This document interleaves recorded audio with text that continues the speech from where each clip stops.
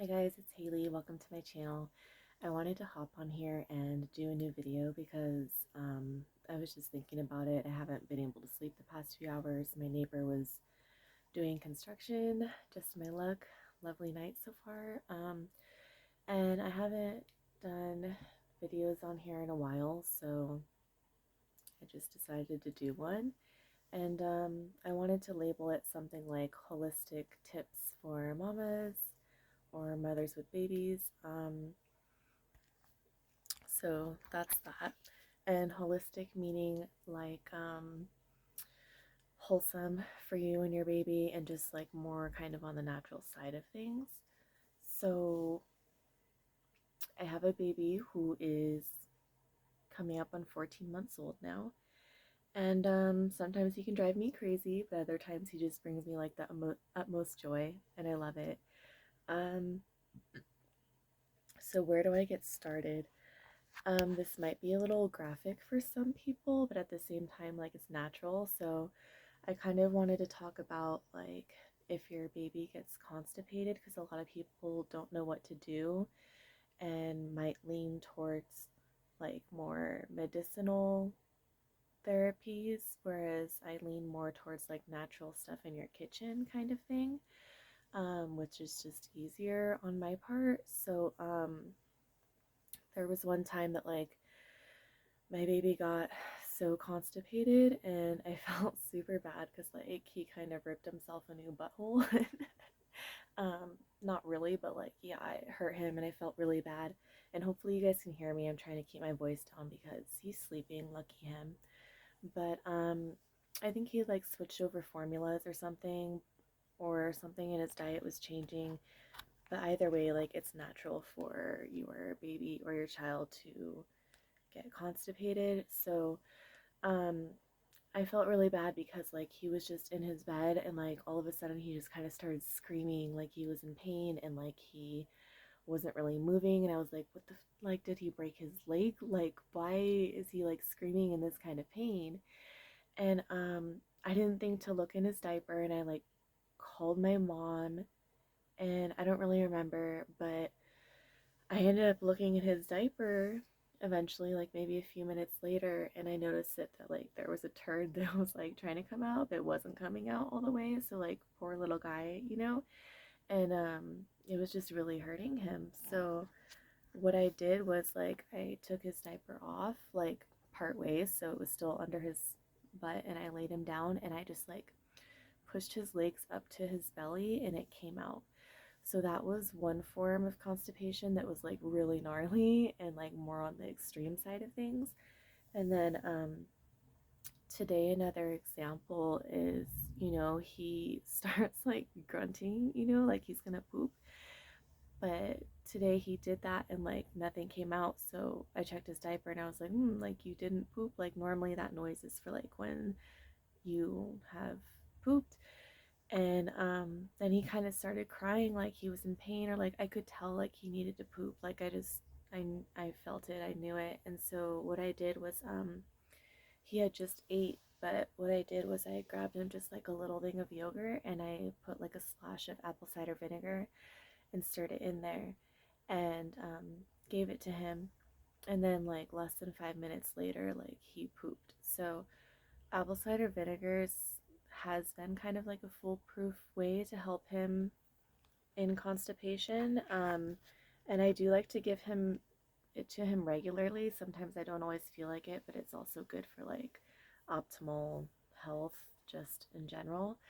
So that's a good thing to have in your kitchen is apple cider vinegar. Another thing with constipation is you can use herbal teas like lavender teas or herbal teas that don't have caffeine, so like chamomile tea.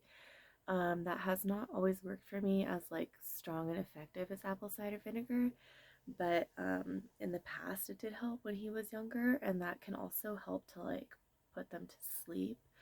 Um, so another thing that I wanted to bring up is like don't let other people in like the outside world pressure you into like your parenting techniques, because that's something that I've experienced very strongly as a mother. And being a new first time mother, it can feel like a lot of pressure when people want to like tell you how to raise your child and like what's right and what's wrong and like what's wrong with your child and what you're doing wrong and like etc. And like it can be extremely frustrating sometimes because these like ugly seeds can get planted in your head and then you're like, okay, like what am I doing wrong or what am I doing right? And then you see something else that kind of validates you and you're like, okay, I was right the whole time. Like that's kind of messed up that I was even stressing about this. And so I kind of like just wanted to let you guys know that like social media can pressure you a lot. For example, Instagram, like I personally don't even like Instagram. Like I rarely use it. Like I'm on there, but at the same time, like the stuff that I see is just like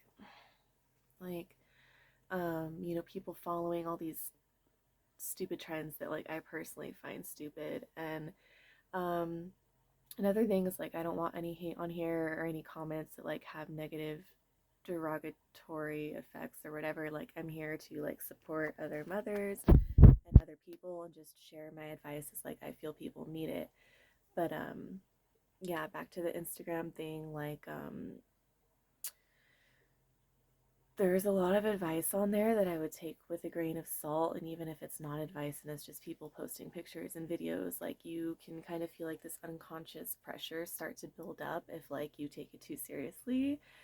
And people will try to get advice about like how much your baby should be sleeping, and that alone can drive you crazy. How many hours they should be sleeping, how many naps they should be taking, how they should be going to sleep, if you should swaddle them, if you shouldn't swaddle them. People have all this good and bad stuff to say about every technique that has to do with your baby, and it's like it can just like really blow your mind or just put pressure on you, and just know that like you're probably not doing anything wrong as long as like you're trying.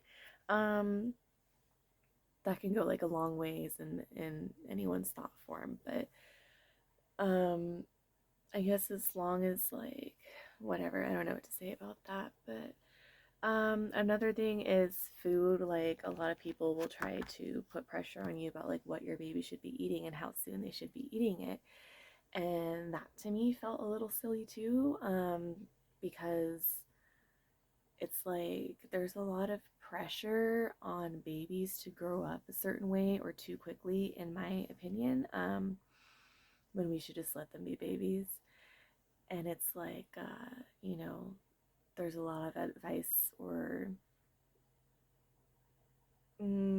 criticism that your baby should be eating solid food by 6 months or that you should be introducing it to them. A lot of babies might not be ready at that time. Um, or like they say how to introduce certain foods, and really it's like whatever you're comfortable with, like whatever resonates with you. And I would suggest just go at your own pace.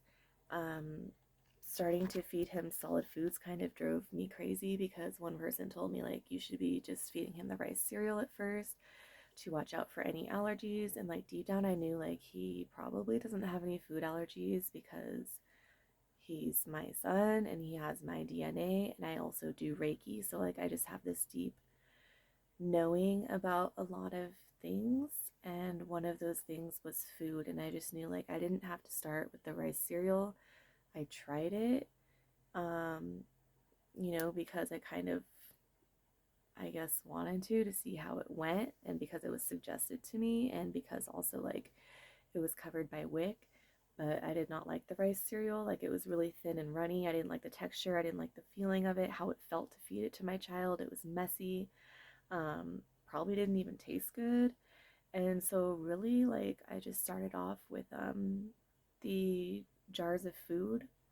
Like the I would always try to get organic or non-GMO, like Gerber or beech nut, I think it's called, or Earth's Best. Just get like those glass jars of food, non-GMO or organic, and get flavors that felt good to me because I knew that he would like them. Um, and before that, I would just like when he was a few months old, just give him like a little finger scoop like on the tip of my finger of like ice cream or um, whatever like other soft food that I would eat, but like it wasn't really like a pressure thing. It was just like he might want like a little fingerful of ice cream, whatever. And he grew up on formula because he had to, like there was no other choice. That's just what was best for like me and my son. So that's what happened there.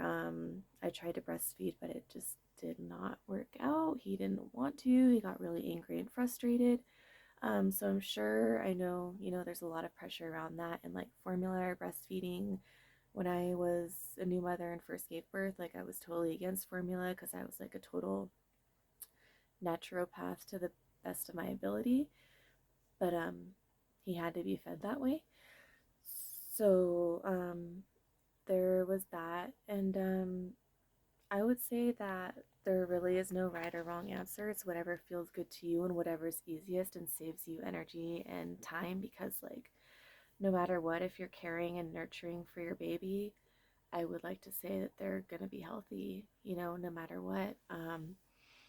My son is really healthy and happy, and, not all the time because he has his mood swings. He's a natural human.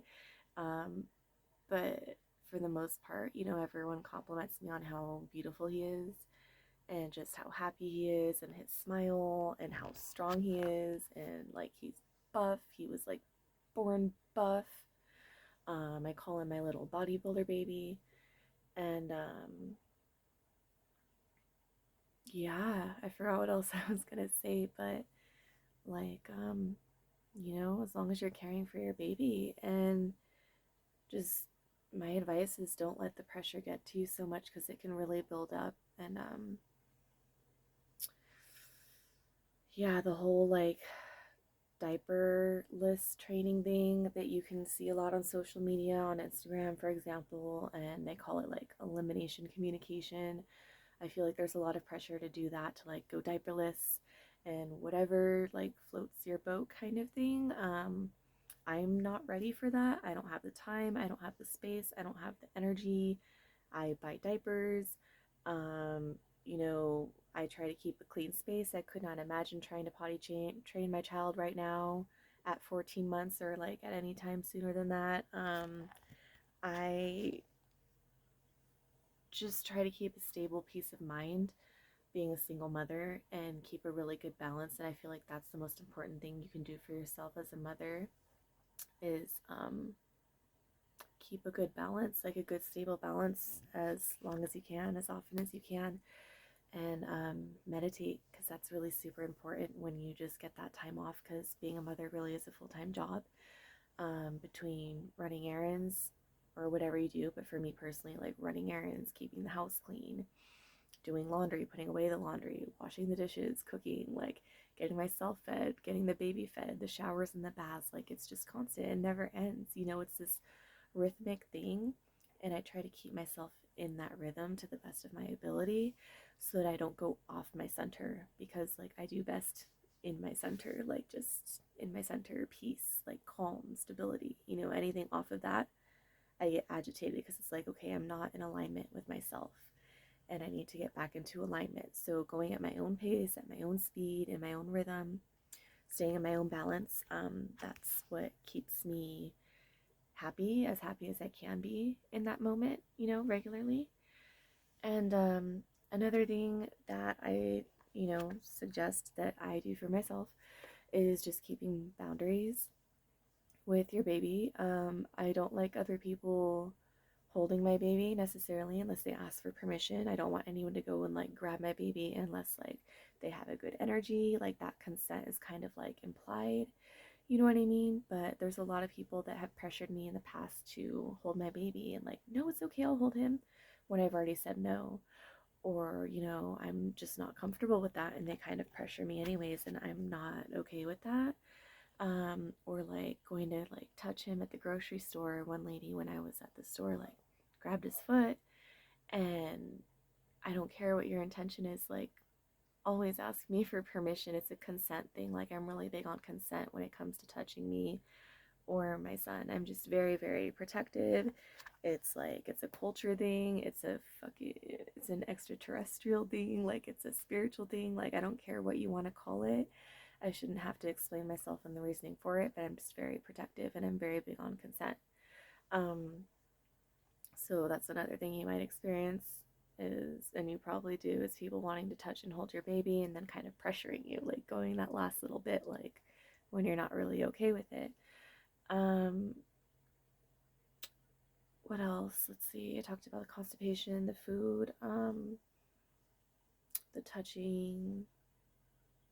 I knew this would end around 15 minutes. That's funny. Like I kind of meditated on it, but yeah, the social media, just like, oh yeah, holding your boundaries with your child. I feel that that's super important. Like my baby gets into everything right now. He wants to touch power outlets. He wants to touch the trash. He wants to touch his diaper genie, which has poopy diapers in there. So I really have to like hold my boundaries strong with him. Like I set up multiple baby blockades, like just things in to like block off certain corners of the home so that he can't get to like a couple trash cans and his diaper genie. Um, I'm training him not to touch the trash because there's, trash cans in the kitchen and he's actually doing really good with that. He rarely touches it anymore unless he sees something at the top that he wants to grab, but that's pretty rare now. So I'm really grateful for that. Um, he wants to touch power outlets, power cords. We're still working on that. He's getting better. Like he's getting better, I would say day by day. Like it's being programmed in his system because I'm consistent with it. Like I consider raising a baby training yourself and the baby, but mostly the baby, I guess, because I'm already trained, whatever. Anyways, um, so training him consistently, like keeping that verbal communication open and consistent, while at the same time surrendering, because you have to pick and choose your battles, I guess. But that consistency is like key to him listening and picking up, like, okay, like mommy doesn't feel good when I do this. Mommy's okay with this. This is a clear path. Like this, go green light. Um, and do not touch power cords is always probably running in the back of his mind. You know what I mean? Um, but yeah, baby blockades. I have like a lot of those, like pillows or sleeping bags or just whatever you can find.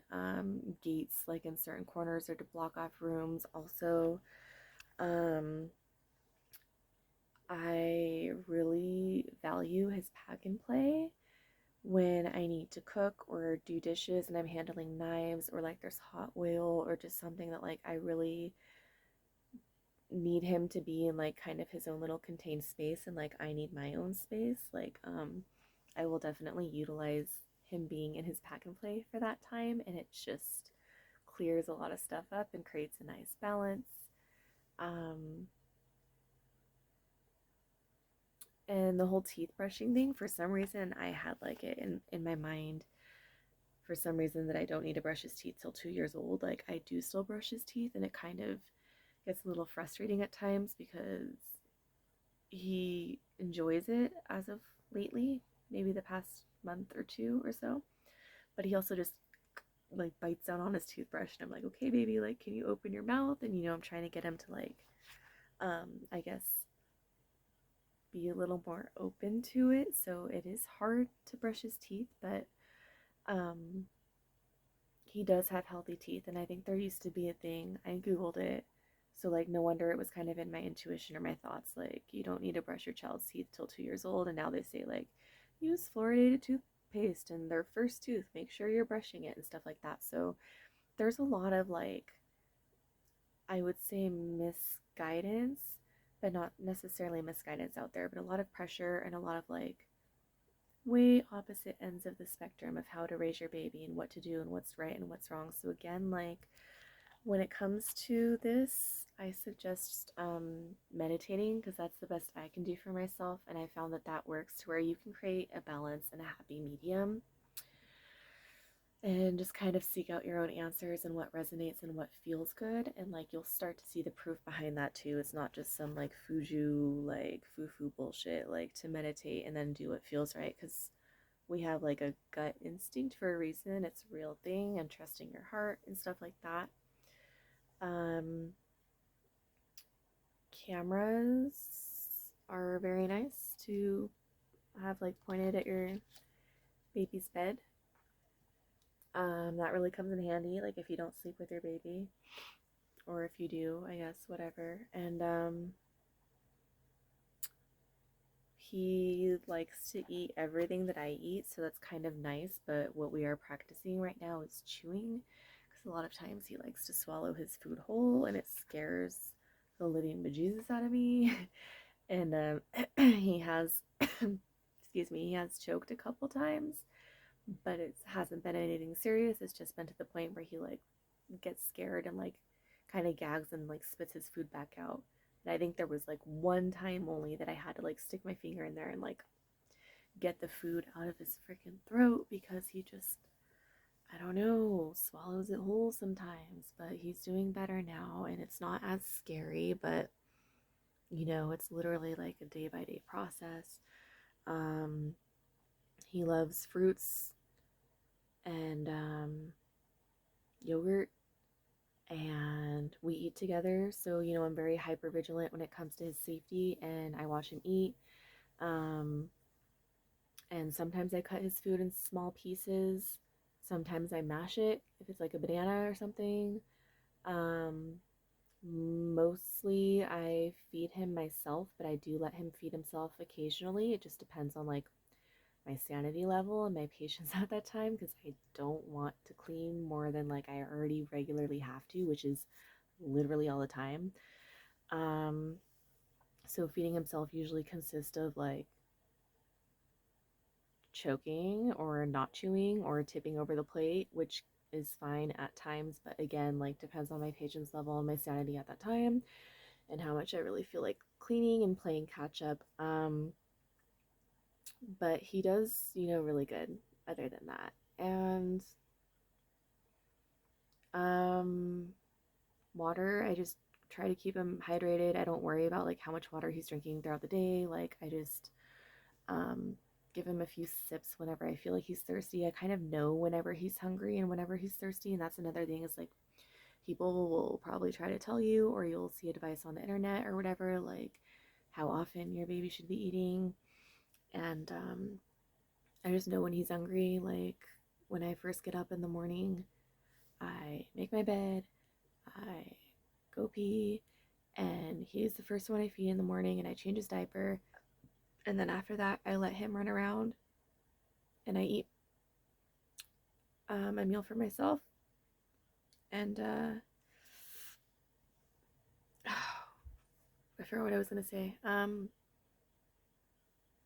I remember, but I kind of know when he's hungry throughout the day. I don't time it like, okay, it's been 4 hours, or it's been 3 hours, or it's been 2 hours. Like, I'll check to see what time I fed him, and then my mind just kind of goes and processes like where it needs to go. But I don't like, I don't know. As a mother, I just know when my kid is hungry. So that's another thing that people might kind of pressure you, like, oh, your kid's eating too much, or your kid's eating too little, or they're too skinny, or they're too fat, or their head's too big, or their head's too small, or there's probably something wrong with him or her, or um, it really goes the opposite way, in my opinion. Like, oh, your kid's just, he looks so healthy, and like, um, cute is another thing, but people can tend to trigger you when it comes to your child's health and stuff. So that's one thing I've learned is just release the pressure and take it with a grain of salt and follow your own intuition. So um, I believe those were like the main kind of points that I wanted to bring up for whoever's watching this. I hope that it helps. I offer Reiki sessions. Um, I will list the link below in the description part of this video. I think it's in my About Me also, in case I forget, but I'll probably do it after this video uploads. I just uploaded my, or upgraded, changed, revamped my entire website. So I do Reiki sessions at a distance.